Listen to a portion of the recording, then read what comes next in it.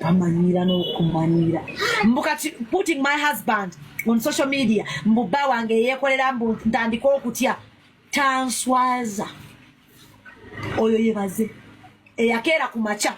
Nakkiriza nkolere ka business nga kana ka milioni 5 mwe mukalina mwina abasajja so okukolera business ngemu. Wenna akatulira wano nyingiza sente gwoyingiza mumwa. He is my husband.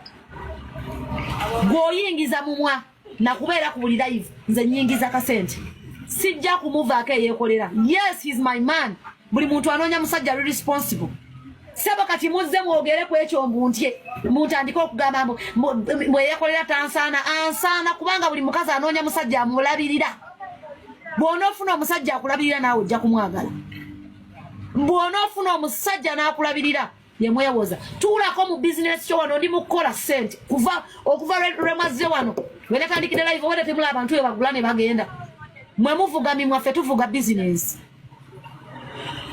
Yekolera mbagambye mwe yekolera yebbaawo. Yes! Ye lwaki bulijjo mukweka.